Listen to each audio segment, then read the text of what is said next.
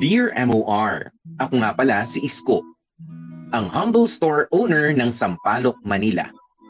Gusto ko sanang humingi ng payo para sa problemang meron ako ngayon. Nagsimula ang lahat na makilala ko si Sarah. Nagtatrabaho si Sarah sa isang maliit na pharmacy na malapit sa tindahan ko. Ever since makita ko si Sarah ay hindi ko na nga matanggal ang mata ko sa kanya. Aaminin ko na never pa akong nagkaroon ng girlfriend.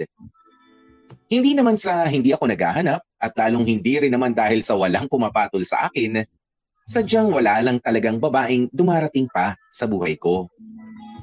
Meron naman akong mga nakikilala mga babae, pero hindi pa nakakatawid sa next step.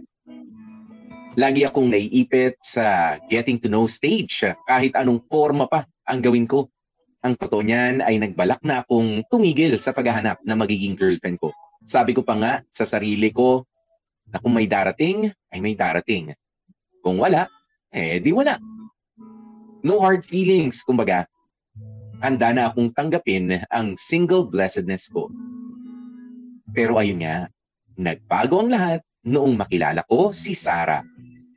Masakit na masakit kasi ang ulo ko noon at dahil wala naman akong kasama sa bahay, ako na mismo ang bumili ng gamot sa pharmacy.